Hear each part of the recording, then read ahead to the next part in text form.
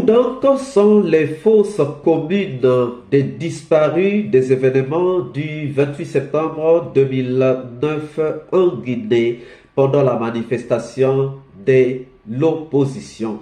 Dans cette vidéo, nous vous disons tout, suivez.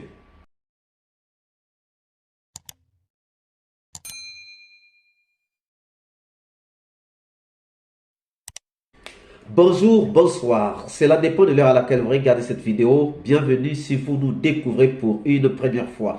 Encore un plaisir, un réel plaisir pour moi de venir devant vos écrans, vous rapporter ce que nous avons pu faire comme analyse pour l'actualité africaine ou encore l'actualité ayant trait avec l'Afrique ou aux Africains. Aujourd'hui, nous venons encore sur le procès des massacres du 28 septembre 2009 et nous regardons un aspect très important, c'est la disparition des corps et les fosses communes où pouvaient être enterrés ces corps.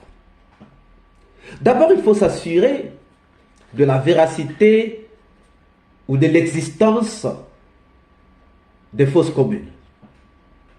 Pendant les massacres du 28 septembre 2009, il y a eu des morts. Le gouvernement nous a parlé de 57 morts. Les ONG nous ont parlé de 157 morts. Déjà, il y a une différence entre les chiffres avancés par le gouvernement et les chiffres annoncés par les ONG. Deuxième point, alors que le gouvernement annonçait 57 morts, le gouvernement n'a pas été capable de livrer les 57 morts parce que le gouvernement n'avait livré que 38 corps. Alors, il avait reconnu 57, il n'a livré que 38. Où sont les autres corps? Troisième point, alors qu'il y a des gens qui ont été vus morts, mais leurs corps n'ont pas été trouvés, où sont passés donc ces corps de ces gens qui ont pourtant été vus morts, mais dont les corps n'ont pas été vus à la mosquée lors de l'exposition de ces corps?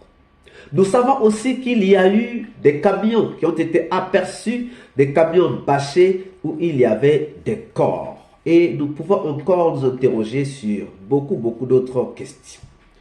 Où sont passées ces autres personnes disparues?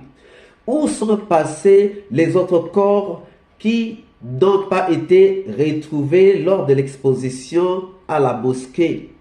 Ces faits nous disent qu'il y a des disparus, mais ces nombreux disparus pouvaient-ils être enterrés chacun dans sa tombe dignement devant sa famille? Non, ce n'est pas ce qui a été fait. Et puisque ce n'est pas ce qui a été fait, qu'en est-il de ces corps finalement? Qu'en est-il de ces disparus? C'est pour cela que nous pensons qu'il y a des fosses communes. Parce que ce nombre de corps disparus ne pouvait pas être enterrés chacun dans sa tombe. Il fallait donc creuser une fosse commune et mettre ces corps à l'intérieur. C'est ça qui nous convainc qu'il y a des fosses communes. Maintenant, où sont ces fosses communes? Où sont ces fosses communes?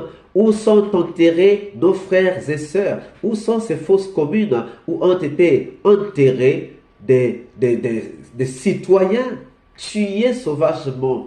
Et nous allons regarder où on peut trouver ces fosses communes. Nous avons pu identifier plusieurs sites qui ont servi de fosses communes. D'abord, nous allons commencer par la base aérienne. Vous savez, à côté de l'aviation militaire, pour ceux qui sont en Guinée, à côté de l'aviation militaire, il y a un raccourci que les habitants de Ibamaya aimaient utiliser. Je ne sais pas s'ils utilisent encore ça aujourd'hui, mais en ce temps-là, selon la source, Il y avait un parcours qu'ils aimaient utiliser pour éviter le contour. Ce parcours, ce raccourci leur faisait passer par l'aviation militaire. De l'autre côté du mur, il y a une fosse commune. Donc, à côté de l'aviation militaire, il y a une fosse commune. Les gens ont remarqué, le 28, le 29 et même le 30, des mouvements suspects autour. Des mouvements suspects, des gens qu'ils n'avaient jamais l'habitude de rencontrer, qui commençaient à circuler à côté. Il y a même un témoin qui dit que le 29 au soir, vers 1h, 2h du matin, il a vu 10 véhicules, en fait une dizaine de pick-up, mais dans l'un des pick-up, il y avait des corps. L'un des pick-up qui était ouvert, il y avait des corps. Donc ça, nous avons déjà noté comme premier point, comme premier site où on peut trouver une fosse commune. Deuxièmement, nous avons le cimetière de Ibabaya.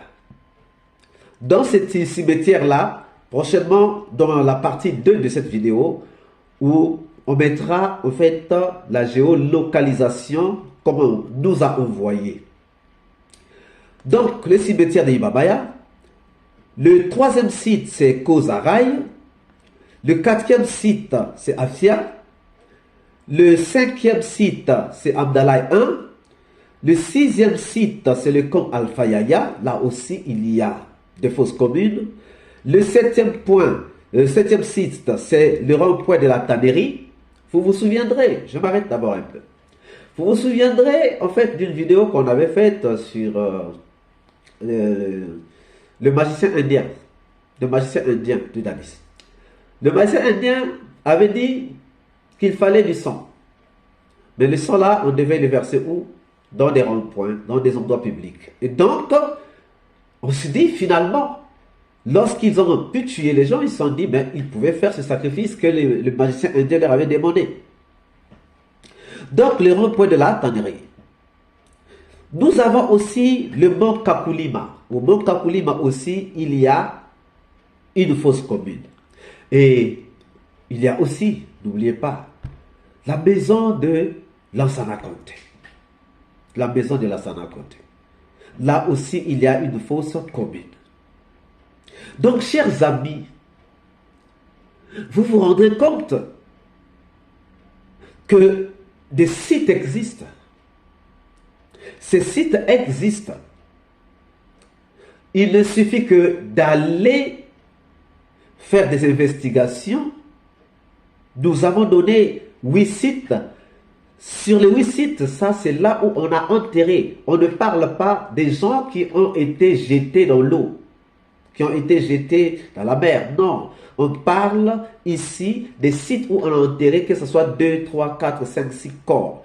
Parce qu'en fait, tellement qu'il devait faire cette opération à la va-vite, il devait faire cette opération à la va-vite, et puisqu'il n'avait pas il n'avait pas assez de temps pour creuser des fosses assez profondes, ce qui s'est passé, c'est que il creusait pas à une grande hauteur et mettait les corps qu'il pouvait, si c'est 2, si c'est 3, si c'est 4, il refermait, il changeait encore de côté. Donc c'est ce qui va faire qu'on va avoir plusieurs sites, qu'on va avoir plusieurs fosses communes, c'est-à-dire dans des endroits diversifiés. Dans des endroits diversifiés. Donc chers amis, nous avons déjà ces 8 sites-là. Les 8 sites déjà que nous avons pu identifier. Ça ne veut pas dire qu'il n'y a que 8 sites, non. Il y a plus de 8 sites. Et ici, on ne parle que de sites. On n'a pas encore parlé de ceux qui ont été jetés dans la mer. Alors, chers amis, vous aussi, vous pouvez contribuer. Si vous connaissez un site quelque part, si vous connaissez un site en Guinée, un site à Conakry ou aux alentours de Conakry, où a été enterré, où ont été enterrés des gens, ne manquez pas de nous les signaler. Ne manquez pas. Alors, si cette vidéo vous a plu, nous vous prions de bien vouloir laisser vos pouces bleus, de partager, de commenter. Et si vous n'êtes pas encore abonné, nous vous prions de bien vouloir vous abonner.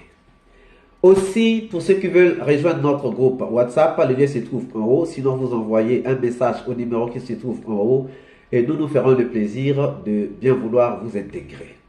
N'oubliez pas aussi que nous venons de lancer une autre chaîne intitulée Vision d'Afrique Plus, où nous parlerons du développement de l'Afrique. Nous vous prions de bien vouloir vous abonner. Quant à moi, je vous dis à très bientôt. Ciao.